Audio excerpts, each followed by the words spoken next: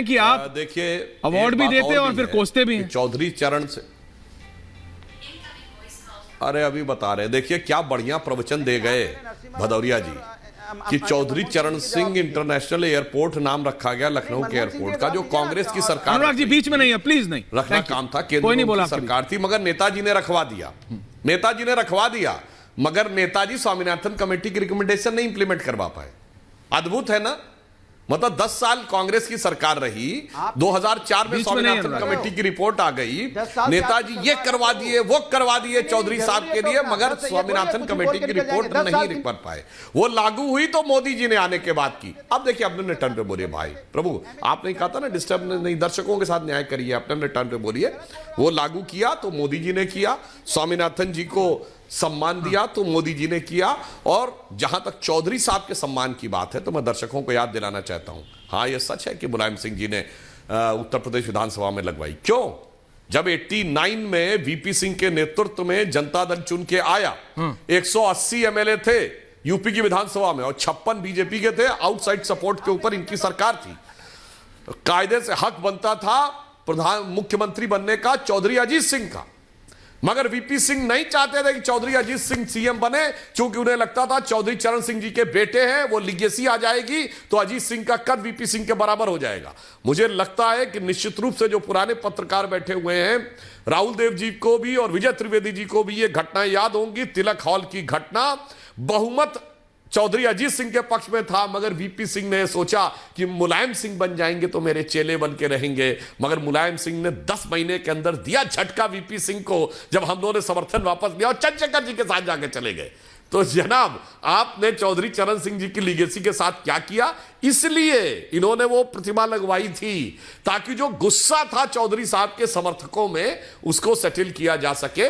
पर चौधरी चरण सिंह कृषक वर्ग से आने वाले देश के पहले प्रधानमंत्री थे, क्योंकि उससे पूर्व जो प्रधानमंत्री रहे उसमें प्योर एग्रीकल्चर बैकग्राउंड से नहीं थे, हम्बल बैकग्राउंड से आने वाले लाल बहादुर शास्त्री जी थे। पीवी नरसिम्हा राव दक्षिण भारत से भारत के पहले प्रधानमंत्री थे। यह अपने आप में बहुत महत्वपूर्ण बात थी, वरना यह माना जाता था भारत की राजनीति में कि चूंकि उत्तर भारत की संख्या अधिक है तो प्रधानमंत्री उत्तर भारत से ही बनेगा, परंतु दक्षिण भारत का कोई व्यक्ति देश का नेतृत्व करेगा और वह नेतृत्व पूरी जगह स्वीकार किया जाएगा और वह परिवर्तन भी ले आएगा। यह जो युगांतर स्थापित हुआ वो पीवी नरसिम्हा राव के समय में हुआ। इसलिए मैं कहना चाहूंगा कि इन दोनों विषयों पर जो निर्णय लिया है वो भारत के अंदर एक बड़े जो ट्रांजिशन आया उसके आधार पर निर्णय लिया। एमएस स्वामीनाथन जी जो एग्रीकल्चर की क्रांति लाए, इसमें कहीं किसी प्रकार का कोई परंतु नहीं। कर्पूरी ठाकुर साहब सामाजिक क्रांति के जनक थे भारत की राजनीति में, और लाल कृष्ण आडवाणी जी सांस्कृतिक क्रांति के जनक थे। तो पांचों का जो निर्णय है मान्यवर, ये चुनाव राजनीति से नहीं, ये भारत की राजनीति के पैराडाइम शिफ्ट के प्रतीक ये 5 स्तंभ थे। इस आधार पर मोदी जी ने इनको यह सम्मान देने का निर्णय लिया है। विजय जी कुछ कह रहे हैं। विजय जी लेकिन बहुत महत्वपूर्ण बात है। अनुराग जी आ रहा हूं वापस। सुधांशु जी ने भी और राहुल देव साहब ने अनुराग जी वापस आ रहा हूं। बात की है कि राजनीति तो हमेशा होती है किसी तरह की, लेकिन राजनीति को भी देखिए कि जो ये 53 भारत रत्न हुए अभी तक, जिसमें से पहले जो दिए गए उनमें राजनीति देखिए कि किन लोगों ने किन लोगों को भारत रत्न दिया। कांग्रेस की सरकारों में किन किन लोगों को मिला, किन किन को नहीं मिला। अभी मोदी सरकार में 10 भारत रत्न दिए गए हैं पिछले 10 साल सर, और उसमें भारतीय जनता पार्टी की विचारधारा या संघ की विचारधारा से जुड़े 3 लोग हैं। 10 में से 3, अटल बिहारी वाजपेयी, लाल कृष्ण आडवाणी और नानाजी देशमुख। बाकी 7 लोग 2015-19 भूपेन हजारिका साहब और स्वामीनाथन साहब को छोड़ दें तो राजनेताओं की भी बात करें। पीवी नरसिम्हा राव की बात करेंगे तो पीवी नरसिम्हा राव का जो कंट्रीब्यूशन है, आज जो हिंदुस्तान जहां पर पहुंचा है उसकी शुरुआत उन्होंने की लिबरलाइजेशन को लेकर और पूरी वित्तीय आजादी की बात, उस पर आज चर्चा करने की बात नहीं है। लेकिन उनके साथ जो महत्वपूर्ण बात हुई कि उनकी पार्टी ने उनको अनदेखा किया। आज मैं तो बहुत उनके मतलब उनसे मिलना जुलना भी कभी कभी रहा, लेकिन जो उनके निधन पर जिस तरह से कांग्रेस पार्टी ने बर्ताव किया वो दुखद है। और 2004 से 2014 तक कांग्रेस की सरकार रही, उन्होंने कोई भी सम्मान नरसिम्हा राव को नहीं दिया। चौधरी चरण सिंह साहब की बात हुई, अभी अनुराग जी भी बात कर रहे थे, तो मुलायम सिंह साहब तो यूनाइटेड फ्रंट सरकार में बहुत ताकतवर रहे, यूपीए सरकार में भी बहुत ताकतवर रहे।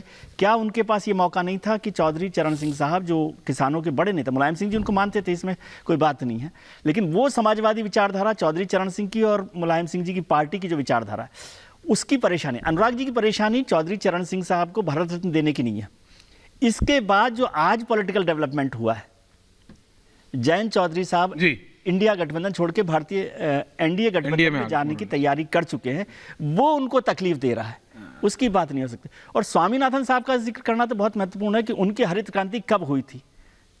हरित क्रांति के जनक माने जाते हैं डॉक्टर एम एस स्वामीनाथन। तो डॉक्टर एम एस स्वामीनाथन ने जो हरित क्रांति की वो कांग्रेस की सरकारें रही उस वक्त, उसके बाद लगातार कांग्रेस सरकार लेकिन रही। कांग्रेस सरकार ने कभी उनको दिया नहीं। हाँ, तो उनका कंट्रीब्यूशन को उस तरह से नहीं किया गया।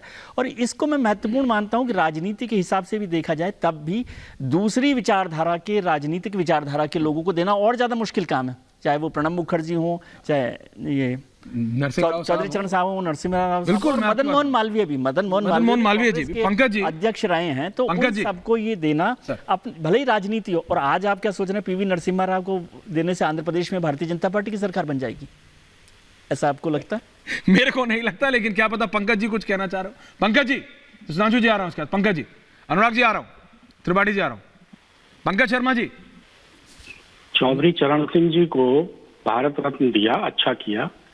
राजनीतिक नजरिए के कारण दिया, ये ज्यादा अच्छा नहीं किया। आफ्टर थॉट है, साफ साफ दिखाई देता है, वरना 2-4 दिन पहले दे देते। और चौधरी सर 2-4 दिन छोड़ो, मैं तो कह रहा हूं 10 साल पहले दे देते, आपने नहीं दिया। 2-4 दिन छोड़िए, 10 साल पहले दे देते सर। जब उनके सुपुत्र जब उनके सुपुत्र कांग्रेस के साथ अलायंस में थे, कौन कौन से मंत्रालय थे उनके पास, तब दे देते सर। 2-4 दिन छोड़ो, 10-12 साल पहले दे देते, नहीं दिया। 2019 के बाद एक भी भारत रत्न नहीं दिया। 2024 के चुनाव आए तो 5 भारत रत्न दिए। अब चौधरी साहब को चूंकि देना था, अगर उनको नहीं देना होता और अकेले उनको देते आफ्टर थॉट के बाद, आफ्टर थॉट होते हुए, तो ज्यादा चर्चा होती। इसलिए एम एस स्वामीनाथन और नरसिम्हा राव को भी दिया, वरना न एम एस स्वामीनाथन जी को देते न नरसिम्हा राव जी को देते। I really feel आप उस प्रोसेस में थे क्या पंकज सर? अब चूंकि कमंडल को सम्मानित करना था, तो इसलिए मंडल को सम्मानित करना जरूरी हो गया, वरना शायद कर्पूरी ठाकुर जी को भी नहीं देते। अच्छा। मेरा कहना यह है कि ये 5 लोग भारत रत्न से सम्मानित करने के लिए बिल्कुल उचित नाम है, लेकिन जिस तरह से भारत रत्न सम्मान की घोषणा की That's गई, ironical, can I be honest? उससे सम्मान बढ़ा या सम्मान थोड़ा कम हुआ। अच्छा, देने से सम्मान कम होता है, ये अलग आयरनी है Pankaj ji. Pankaj ji, I can debate with you 1 घंटा इस पे कि सम्मान देने से सम्मान कम कैसे होता है, ये आपकी अलग थ्योरी है सर। जब राजनीतिक नजरिए से देते हैं, जब चौधरी साहब को सम्मानित करने के बजाय मन में नियत ये हो कि इंडिया समूह को कमजोर करना है, इसलिए चौधरी साहब को देना है, तो इससे सम्मान बढ़ता नहीं है, इससे आप उस व्यक्ति का सम्मान कम करते हैं। जब आप भारत रत्न को भी राजनीतिक हथियार के तौर पर इस्तेमाल करते हैं। 5 लोग बहुत योग्य हैं, और इनको आज क्यों, बहुत पहले भारत रत्न मिल जाना चाहिए। बिल्कुल, बहुत पहले मिल जाना चाहिए था, आपकी कांग्रेस की सरकारों ने दिया नहीं। आज आपने जिस तरह से दिया, उससे सम्मान बढ़ाया या घटाया, आप खुद सोचिए। आपका सोचता हूं सर, सुधांशु जी जवाब दे रहे हैं, सोच रहा हूं sir. I don't agree with your point today. जल्दी क्विक, अनुराग जी आ रहा है, उसके बाद सुधांशु जी जवाब दे रहे हैं।